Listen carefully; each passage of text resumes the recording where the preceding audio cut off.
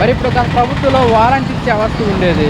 ఈ కూటమి ప్రభుత్వంలో వాలంటీర్స్ లేరని చెప్పేసి అవును, అది ఉంటే బాగుంటుంది. మరి వాలంటీర్ మరి దగ్గరుండి చూసుకుంటారు కదా, అది ఒకటి పెడితే బాగుంటుంది. అది కూడా చేస్తే అందరికీ తెలుస్తుంది కదా, వాలంటీర్లు వచ్చేది ఏం చేసేది ఏంటి అనేది. ఇప్పుడు ప్రతిదీ ఎంఆర్ ఆఫీస్కి వెళ్ళంగా వాలంటీర్ వ్యవస్థ అది కూడా నిలబడితే బాగుంటుంది అనుకుంటున్నాను.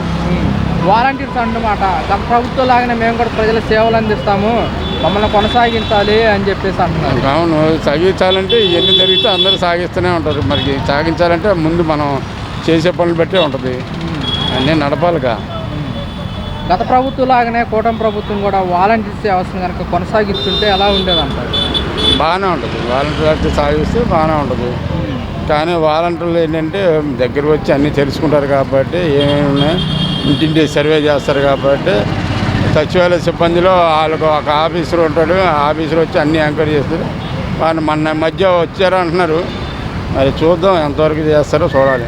వాలంటీర్లు చాలామంది ఆగిపోయారు జీతాలని. మరి అప్పుడు అయ్యాంలో చంద్రబాబు గారు 10,000 ఇస్తా అన్నారు వాలంటీర్లు. మరి వాలంటీర్లు కొత్త వాళ్ళని పెట్టుకుంటారా, వీళ్ళు పాత వాళ్ళని ఉంచుతారా, ఏది తెలియట్లేదు. అది చూడాలి. ఏదో ప్రస్తుతానికి ఇంకా స్టార్ట్ అవుతుందిగా, చూస్తే బాగుంటుంది చేస్తే. అన్నిటికంటే ముఖ్యం ఏంటంటే వాళ్ళు చెప్పిన భాగం కంటే పరిశ్రమలో రాజధాని వస్తే అంతా బాగుంటుంది, అందరికి ఉద్యోగాలు వస్తాయి. ఇవన్నీ చేస్తే ప్రభుత్వం బాగానే ఉంటుంది లెక్క.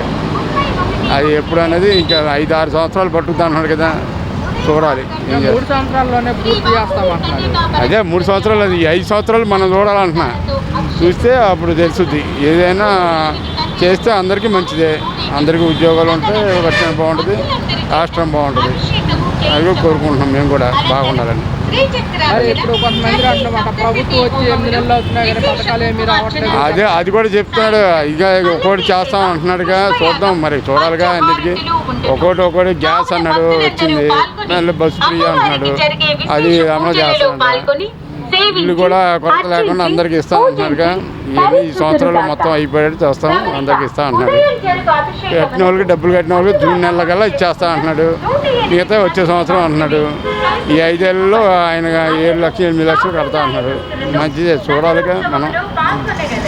అది పల్లెటూరులో 3 సెంట్లు, పట్టణాల్లో 2 సెంట్లు అంటున్నాడు. అది మరి స్థలాలు ఎక్కడ కేటాయిస్తారో, మరి ఎక్కడ ఉన్న వాళ్ళకి అక్కడికి ఇస్తాను అంటున్నారు. కానీ ఆ స్థలాలు ఎక్కడ ఉన్నాయో తెలియట్లేదు. ఉన్నాయన్నీ ఊరు అవతలే ఉన్నాయి తప్ప ఇక్కడే ఉన్నాయి. చూడాలి మరి. ఇక్కడ ఉన్న స్థలాలే జగన్ హయాంలో ఆక్రమించి ఏమన్నా అక్కడే దూరంగా పెట్టాడు. మరి ఈయన ఎక్కడ ఇస్తాడో చూడాలి. మరి గతంలో సెంటున్నారే ఇచ్చేవాళ్ళు జగన్ ప్రభుత్వం, 3 సెంట్లు ఇస్తున్నారు కదా, ఎలా అనిపిస్తుంది? 3 సెంట్లు అంటే ఇస్తానంటున్నాడుగా, మరి చూడాలి. ఇస్తే ఎంతవరకు ఇస్తాడో ఎంతవరకు ఇవ్వడో తెలియదుగా. గ్రామాల వాళ్ళకి 3 సెంట్లు, పట్టణం వాళ్ళకి 2 సెంట్లు అంటున్నాడు. ఇస్తే మంచిదే, 2 సెంట్లు ఇచ్చినా మంచిదే పట్టణాల్లో. కానీ దొరకాలిగా, ఏ చివర ఉన్నాయో తెలియదు. అన్నీ ఊరు అవతలే ఉన్నాయి, కానీ ఊరు అవతలే ఏదైనా 10 కిలోమీటర్లు దాటాల్సిందే. పట్టణాలు అంటే దగ్గర పట్టణాల దగ్గర 10 కిలోమీటర్లైనా ఇస్తే బాగానే ఉంటుంది, ఇవ్వాలిగా.